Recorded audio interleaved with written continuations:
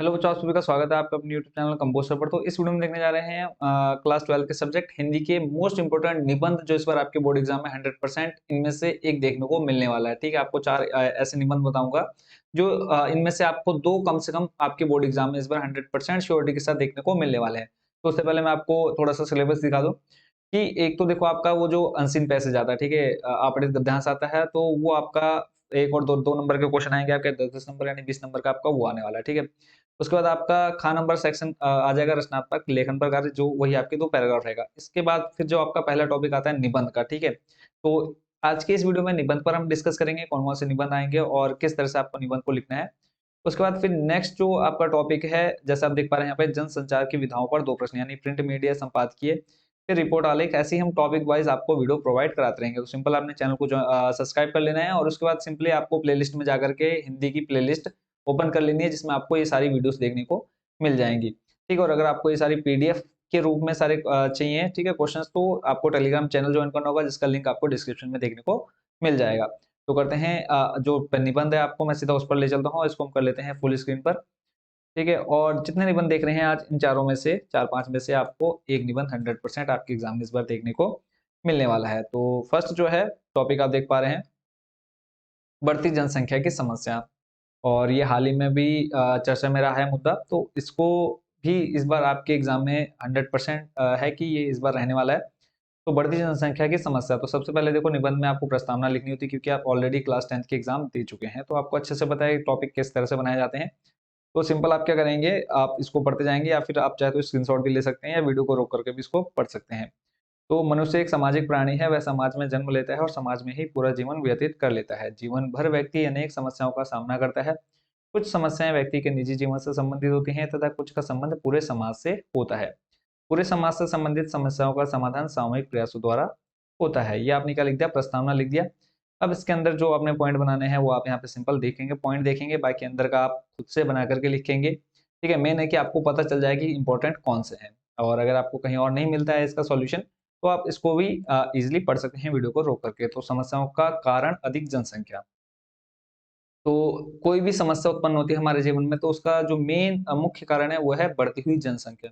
जनसंख्या कम रहेगी, मान लो हमारे पास 10 एकड़ जमीन है, तो अगर लोग कम है तो लोगों के पास ज्यादा जमीन आएगी, और वहीं अगर लोग ज्यादा है और जमीन 10 एकड़ है या कम है, तो उतने ही कम लोगों को जमीन देखने को मिलेगी। तो सबसे बड़ा जो कारण है किसी भी समस्या का वो है बढ़ती हुई जनसंख्या। तो इस तरह से आप इसके अंदर पूरा पढ़ लेंगे। फिर उसके बाद आ जाएगा समस्या का समाधान, यानी किस तरह से हम समस्या का समाधान कर सकते हैं। यहाँ पे आप देख रहे हैं इसके अंदर भी दो पॉइंट आपको दिख रहे हैं, नैतिक आधार से, और दूसरा आपका वैज्ञानिक उपायों द्वारा। फिर उसके बाद है, आपने एक पॉइंट देखा होगा कि परिवार नियोजन। परिवार नियोजन क्या है, जितने कम ज्यादा बच्चे होंगे उतना ही आने वाले टाइम में लोगों को प्राकृतिक संसाधन हो गए या मानविक संसाधन होगा, उनका यूज वो ज्यादा से ज्यादा कर पाएंगे। तो इसके अंदर आपने सिंपली इसको पढ़ते जाना है और अच्छे से इसको तैयार कर लेना है आपके बोर्ड एग्जाम के लिए। ठीक है, आगे देखते हैं। फिर है परिवार नियोजन के उपाय, यानी किस तरह से परिवार का नियोजन किया जा सकता है। ठीक है, जैसे यहाँ पे देखो एक स्लोगन भी दिया हुआ है, 2 या 3 बच्चे घर में हैं अच्छे। तो कम से कम 2 बच्चे होने चाहिए। ठीक है, और ज्यादा से ज्यादा भी 2 ही होने चाहिए, इससे ज्यादा नहीं रखने हैं, क्योंकि एक इंसान पूरी दुनिया को खत्म कर सकता है, इतनी पावर है एक इंसान में। ठीक है, तो बाकी आप आगे इसको आराम से पढ़ लीजिएगा, क्योंकि कंटिन्यू अगर मैं पूरा निबंध पढ़ने बैठूंगा तो 4 निबंध है, तो आप सोच सकते हैं कि ये जो गला दे रखा है भगवान ने, तो इसकी हालत क्या हो जाएगी। ठीक है, चलते हैं। उसके बाद इसका लास्ट जो पॉइंट बनता है उपसंहार का। ठीक है, उपसंहार मैं पढ़ के आपको सुना देता हूँ। इसमें कहा है, अतः निसंकोच कहा जा सकता है कि जनसंख्या की समस्या से निजात पाने के लिए परिवार नियोजन का सहारा लेना व्यक्ति और राष्ट्र दोनों के हित में है। साथ ही परिवार नियोजन किसी भी धर्म के मूल सिद्धांतों के विरुद्ध नहीं है। हमारे लिए हर्ष का विषय है कि हमारी सरकार इस अनिवार्य अभियान के लिए पूर्ण सचेत है और इस विभाग पर पर्याप्त धन व्यय करके परिवार नियोजन को सुविधाजनक, सरल तथा हर प्रकार की हानियों से रहित बना दिया है। तो पहला आपने पढ़ा बढ़ती हुई जनसंख्या का। उसका चलते हैं सेकंड वाले पर। सबसे बड़ी समस्या भी यही है, पर पीड़ा सम नहीं अदमाई। आपको या तो ये दे देगा, और ये अगर लाइन आ गई तो मतलब 100 में से लगभग 80-90% बच्चे इसको छोड़ करके आ जाएंगे। समझ ही नहीं आएगा कि भैया है क्या इसके अंदर। तो और इसी के अथवा में बोल देगा आतंकवाद समस्या और समाधान, दोनों का मतलब एक ही है। और 2009 और ये जो मैं आपके क्वेश्चन बच्चों ये ला रहा हूँ, ये आपके प्रीवियस 2-3 साल के नहीं रिपीटेड क्वेश्चन, ये आपके वो हैं जिनका इस बार आने में 100% चांस है। और हर कोई ऐसा नहीं करता, अगर आप देखेंगे ज़्यादातर चैनल्स पर तो आपको वही क्वेश्चन दिखाएंगे जो आपके पिछले 2 से 3 साल के अंदर अंदर पूछे गए हैं। तो इसके अंदर भी अगर आप प्रस्तावना की बात करें तो प्रस्तावना मैं आपको पढ़ के सुनाता हूँ, बाकी आप पढ़ेंगे। इसमें कहा है, देश में शांति एवं व्यवस्था बनाए रखने का दायित्व राज्य एवं सरकार का होता है। इसके लिए कानून, पुलिस एवं दंड व्यवस्था का विधान है। कानून एवं न्याय के प्रबल रहने पर देश की जनता निश्चिंत एवं सुरक्षित अनुभव करती है। परंतु समय समय पर कुछ समाज विरोधी एवं राष्ट्र विरोधी तत्वों अकारण ही कानून एवं व्यवस्था को भंग कर देते हैं। इस प्रकार से कानून एवं व्यवस्था भंग करने का एक रूप आतंकवाद भी है। उसके बाद आतंकवाद क्या है ये आप अच्छे से जानते हैं, और बाकी इसके अंदर आप और पढ़ लीजिएगा। ठीक है, आप ये खुद से बना करके लिखेंगे। निबंध टोटल आपकी मानसिकता यानी आपके माइंड पर डिपेंड करता है कि आप टॉपिक पर क्या लिख रहे हैं। अगर आप कुछ भी नहीं समझ में आता है तब आप इसको यहाँ से पढ़ेंगे, बाकी आप सिर्फ यहाँ से इंपॉर्टेंट टॉपिक देख लीजिए कौन कौन से आपके इंपॉर्टेंट टॉपिक है, तो आप ये पूरा पढ़ लीजिएगा। उसके बाद आप फिर यहाँ से देख रहे हैं कि आतंकवाद तथा देश का अहित। ठीक है, तो फिर एक जो आपका टॉपिक बन जाएगा आतंकवाद, अभी जो आपने देखा। ठीक है, तो ये सारे टॉपिक आपने कंटिन्यू ऐसे ही बना करके चलने हैं कि उसके बाद आगे देखते हैं। देखो, आतंकवाद तथा देश का अहित, तो इसके अंदर जो आप पढ़ेंगे वो मैं आपको फुल स्क्रीन में दिखा देता हूँ। ठीक है, अब इसके बाद ये आपका उसी के अंदर लिखा हुआ पूरा मिल जाएगा, तो इसको भी आप अच्छे से प्रिपेयर कर लीजिएगा। आगे देखते हैं, तो इसको आप वीडियो को रोक करके आराम से पढ़िएगा। और अगर आपको ये पूरी पीडीएफ के रूप में चाहिए तो आपने चैनल हमारा जो टेलीग्राम चैनल है उसको ज्वाइन कर लेना है। वहाँ पर आपको ये पूरी पीडीएफ ऑलरेडी अपलोडेड कर दी गई है हमारे द्वारा, तो आप सिंपल चैनल को ज्वाइन करके आप ये पीडीएफ डाउनलोड कर सकते हैं वहाँ से। लिंक आपको डिस्क्रिप्शन में मिल जाएगा। तो जो आपका आतंकवाद वाला टॉपिक था वो भी क्लियर हो गया। उसके बाद चलते हैं थर्ड। ठीक है, तीसरा जो है आपका भ्रष्टाचार, समस्या और समाधान। तो इसकी जो प्रस्तावना है वो भी मैं पढ़ देता हूँ कि लोक जीवन में व्याप्त भ्रष्टाचार एक अभिशाप है। यह समाज को दुर्बल तथा विघटित करने वाला एक प्रबल कारक है। समाज की उन्नति एवं प्रगति को अवरुद्ध करने वाला यह एक मुख्य कारक है। किसी भी देश में यदि भ्रष्टाचार का अधिक बोलबाला होता है तो उस देश की सरकार, नेताओं एवं समस्त नागरिकों के लिए यह एक अत्यधिक शर्मनाक बात है। भ्रष्टाचार अब आप अच्छे से समझ सकते हैं कि क्या होता है भ्रष्टाचार। मतलब अपने काम को जल्दी कराना। ठीक है, मान लो अगर हमारे कोई भी काम करने के लिए कुछ दिनों का टाइम लग रहा है, बट हमें वो टाइम नहीं लगाना है, हमें बहुत जल्दी चाहिए। तो उस जल्दी के चक्कर में हम कुछ ना कुछ ऐसा करते हैं, गलत करते हैं जो हमें नहीं करना चाहिए। वही हमारा क्या है, भ्रष्टाचार है। भ्रष्टाचार का अर्थ आप यहाँ पे पढ़ेंगे। ठीक है, और ये टॉपिक ऐसा नहीं है कि आप पहली बार देख रहे हैं, पहली बार सुन रहे हैं। आप खुद भी कई बार ऐसे दौर से गुजरे होंगे जब आपको इन सब चीज़ों का सामना करना पड़ा होगा। ठीक है, तो आप इसको पूरा अच्छे से पढ़िएगा और कोशिश करेंगे कि आपने जैसे जैसे पॉइंट इसमें दे रखे हैं वैसे ही पॉइंट आपने एग्जाम में भी बना करके आने हैं, अगर आपको इसमें फुल मार्क्स चाहिए। अगला है भ्रष्टाचार से निपटने के उपाय। तो क्या क्या आप ऐसे काम कर सकते हैं जिससे भ्रष्टाचार को हम कम या खत्म कर सकते हैं, तो वो आप यहाँ पे पढ़ेंगे इस पॉइंट के अंदर। ठीक है, तो यहाँ से आपने पूरा पढ़ लेना है। और बार बार कह रहा हूँ, अगर आपको पीडीएफ चाहिए ये तो इसको इसके लिए आपको सिंपली टेलीग्राम चैनल को ज्वाइन जरूर कर लेना है। चलते हैं आगे, और इसमें आपका लास्ट जो है, पहले तो हमने देखो 200 से 250 शब्दों के बीच में इसको पूरा कंप्लीट लिखना है। तो इसके अंदर जितना आप चाहें बना करके लिख सकते हैं, ऐसा नहीं कि आपने इसके अंदर गाने भर के आने हैं। ठीक है, जैसा इसके अंदर लिखा है कोशिश करिएगा कि सेम टू सेम लिख करके आएंगे। ठीक है, उसके बाद आपका जो नेक्स्ट है वो है राष्ट्र निर्माण में युवा शक्ति का योगदान, या फिर देश के उत्थान में युवाओं का योगदान। इसको आप देख लीजिए अच्छे से, प्रस्तावना पढ़ देता हूँ। इसमें कहा है, आज का युग राजनीतिक जागरण का युग है। आज का इतिहास राष्ट्रीय आंदोलनों का इतिहास है। ऐसे समय में जन जन में राजनीति के प्रति आकर्षण हो जाना स्वाभाविक है। आज हम देखते हैं कि खेतों में काम करने वाला किसान, मिलों में काम करने वाला मजदूर, दफ्तर में काम करने वाला बाबू, व्यापार में लगा हुआ व्यापारी, अध्ययन में लगा हुआ अध्यापक आदि सभी राजनीतिज्ञ बन गए हैं। सब में राजनीतिक जागरूकता है। पान की दुकान पर, गांव की चौपाल पर, सब जगह राजनीतिक वाद विवाद होता है। सभी लोग राजनीतिक गतिविधियों में रुचि लेते हैं। ठीक है, जैसा आप यहाँ पे पूरा पढ़ पा रहे हैं।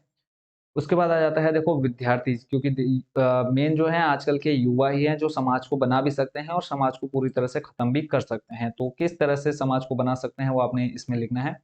तो आता है विद्यार्थी जीवन का उद्देश्य, इसमें आपने पूरा पढ़ लेना है इसको अच्छे से। फिर है विद्यार्थी और राजनीति। ठीक है, इसके अंदर भी आप देख पा रहे हैं। और इसके बाद हम चलते हैं अगले पेज पर। नेक्स्ट जो पेज आप देख पा रहे हैं बच्चों स्क्रीन पर, इसको भी आपने अच्छे से प्रिपेयर कर लेना है। और आज का विद्यार्थी अगला पॉइंट जो आप देख रहे हैं, तो इसके अंदर देख रहे हैं कि यह खेद की बात है और देश का दुर्भाग्य है कि आज का विद्यार्थी अपने ज्ञानार्जन के उद्देश्य को भूलकर राजनीति में सक्रिय भाग लेने लग गया है। ठीक है, तो आपने देखा होगा कि कॉलेज वगैरह में भी हर एक बच्चा राजनीति में घुसा पड़ा है और मतलब 2-3 दिन जाकर के अपने आप को ऐसे दिखा देता है कि मैं पता नहीं कितना बड़ा नेता हूँ। उपसंहार देखो इसमें लिखा है, ओ स्वतंत्र देश के विद्यार्थी, ठीक है, ये हमको आवाज दी जा रही है, जरा होश में आ, तुझे पूर्वजों के खून से प्राप्त आजादी की रक्षा करनी है, तू अपने कर्तव्य को समझ और अपने लक्ष्य पर दृष्टि जमा। राजनीति के कांटों भरे पथ में पैर रखना अभी तेरे लिए ठीक नहीं है, अभी राजनीति करने का तुम्हारा समय नहीं आया है। अभी देखा होगा आपने कॉलेज इलेक्शन वगैरह में आपको कई ऐसे छात्र नेता कुछ मतलब जिनका मतलब दूर दूर तक कुछ लेना देना नहीं होता, बट उनको अपना दिखाना होता है कि हाँ मैं नेता हूँ। और उसके बाद अगला जो है वो आप देख रहे हैं महिला सशक्तिकरण अथवा राष्ट्र के निर्माण में नारी का योगदान अथवा नारी तेरे रूप अनेक, तीनों एक ही हैं। और कई बच्चे होते हैं कि एक मान लो महिला सशक्तिकरण पढ़ के गए और एग्जाम में आ गए नारी तेरे रूप अनेक, तो कहेंगे यार ये तो हमने पढ़ा ही नहीं है, इसको छोड़ देते हैं। ऐसा नहीं करना है। अगर आपको नारी से रिलेटेड कुछ भी आता है लिखने के लिए तो आपने पूरा यही लिख करके आना है। इसमें आप देख लें पर प्रस्तावना, पुरुष और नारी मानव समाज के दो मुख्य तत्व हैं। पुरुष और नारी के पारस्परिक सहयोग की आधारशिला पर ही मानव समाज की नींव टिकी हुई है। ये दोनों एक दूसरे के अभाव में महत्वहीन है, किसी एक के अभाव में भी समाज का अस्तित्व संभव नहीं है। इस प्रकार स्पष्ट है कि यदि तटस्थ भाव से देखा जाए तो मानव समाज में पुरुष एवं नारी का समान महत्व एवं स्थान होना चाहिए। तो इसी तरह आपने इसके अंदर भी टॉपिक बना बना करके लिखने हैं। आगे ले चलता हूँ मैं आपको। फिर यहाँ पे आप आगे देख पा रहे हैं अगला जो टॉपिक है वो है प्राचीन भारत में नारी का स्थान। ठीक है, यानी पहले के टाइम पे नारी का क्या स्थान था और वर्तमान समय में क्या दशा है नारियों की हमारे समाज में, ये आप पूरा इसमें देख पा रहे हैं। उसके बाद चलते हैं नेक्स्ट पेज पर, उसको आप आराम से पढ़ लीजिएगा। ठीक है, यहाँ पे जल्दी जल्दी पढ़ूंगा, समझ में नहीं आएगा, इसको आप खुद से पढ़ेंगे तो और बहुत अच्छे से आपको समझ में आ जाएगा। मध्यकालीन भारतीय समाज में नारी, फिर ये तो हो गया पहले के समय में, फिर आपका मध्यकाल में क्या स्थिति थी, फिर उसके बाद वर्तमान समय में क्या स्थिति है वो आपने पूरा इसमें लिखना है। यह है आधुनिक भारतीय समाज में नारी, यानी वर्तमान समय में क्या स्थिति है। यहाँ पे आपको एक सॉरी 2 लाइनें दिख रही हैं, अबला जीवन हाय तुम्हारी यही कहानी, आंचल में है दूध आंखों में पानी। ठीक है, तो ये वर्तमान समय में जो स्थिति है उसको दिखाया गया यहाँ पे, क्या क्या अन्याय या क्या कहाँ कहाँ शोषण हो रहा है महिलाओं का, पूरा आपको यहाँ देखने को मिल रहा है इसमें। उपसंहार आप देख पा रहे हैं इसमें कि भारतीय समाज के विभिन्न कालों का अवलोकन क्या करने से ज्ञात होता है। हमने ऊपर तीनों देख लिए, पुराने समय में, फिर मध्यकाल में, फिर आधुनिक, कि जब हमने देखा कि भिन्न भिन्न कालों में भारतीय समाज में नारी की स्थिति भिन्न भिन्न थी। वास्तव में सामाजिक व्यवस्था एवं सभ्यता के विकास अनुसार ही समाज में नारी की स्थिति भी बदलती रही है। गर्व एवं हर्ष का विषय है कि वर्तमान भारतीय समाज में नारी की स्थिति पर्याप्त संतोषप्रद है। हमें आशा है कि निकट भविष्य में भारतीय नारी की सामाजिक स्थिति और भी सुधर जाएगी तथा उसे पूर्ण समानता का स्थान प्राप्त होगा। ठीक है, और जो आपको मैंने निबंध आज दिखाए हैं यही आपके मोस्ट इंपोर्टेंट निबंध इस बार आपके बोर्ड एग्जाम में रहने वाले हैं, तो कोशिश करेंगे इन सभी निबंध को आपने अच्छे से प्रिपेयर कर लेना है। ठीक है, एक बार मैं आपको इसको दोबारा से जल्दी जल्दी दिखा देता हूँ। पहला था आपका बढ़ती जनसंख्या की समस्या, उसके बाद जो दूसरा था आपका आतंकवाद समस्या और समाधान, और उसके बाद तीसरा जो आपका टॉपिक है वो है भ्रष्टाचार समस्या और समाधान। ठीक है, जैसा आप स्क्रीन पर देख पा रहे हैं। उसके बाद चौथा जो आपने देखा आधुनिक मतलब बच्चों का राजनीति से रिलेटेड था कि देश के उत्थान में युवाओं का योगदान या फिर युवा शक्ति का योगदान राष्ट्र निर्माण में। पांचवा आपने देखा नारी, ठीक है, यानी नारी तेरे रूप अनेक, या फिर राष्ट्र निर्माण में नारी का योगदान, या फिर महिला सशक्तिकरण। तो टोटल 5 निबंध मैंने आपको बताए हैं, इन्हीं पांचों में से आपका निबंध आपके एग्जाम में देखने को मिलेगा। तो कोशिश करेंगे इन सभी निबंध को आपने अच्छे से प्रिपेयर कर लेना है ताकि बोर्ड एग्जाम में आप इसको अच्छे से लिख पाए। तो नेक्स्ट जो पार्ट आएगा वो आपका जो पत्रकारिता वाला पार्ट है उसमें से देखने को मिलने वाला है। तो चैनल के साथ जरूर जुड़ जाइए अगर आपको सभी क्वेश्चंस को अच्छे से प्रिपेयर करना है। ठीक है, जितने आप यहाँ पे देख पा रहे हैं टॉपिक, जैसे आपका ये हो गया निबंध आपको मैंने बता दिया, फिर जनसंचार की विधाओं पर 2 प्रश्न ये आपके आने वाले हैं। ठीक है, 5-5 नंबर का यहाँ से देखो आलेख और रिपोर्ट और आलेख आएगा। उसके बाद फिर जो आपके टॉपिक देख रहे हैं गा नंबर, फिर पूरक पुस्तक यानी वितान, तो ये सारे मैं आपको टॉपिक वाइज सारी मोस्ट इंपोर्टेंट क्वेश्चन प्रोवाइड कराने वाला हूँ। तो जिन बच्चों ने अब तक चैनल को सब्सक्राइब नहीं किया चैनल को जरूर सब्सक्राइब कर लीजिएगा ताकि आने वाली जो भी वीडियोज है उसका नोटिफिकेशन आपको तुरंत मिल जाए। बाकी आप सभी को बेस्ट विशेष आपके बोर्ड एग्जाम के लिए। मिलते हैं नेक्स्ट पार्ट में नेक्स्ट मोस्ट इंपोर्टेंट क्वेश्चन के साथ। Thank you so much for watching this video.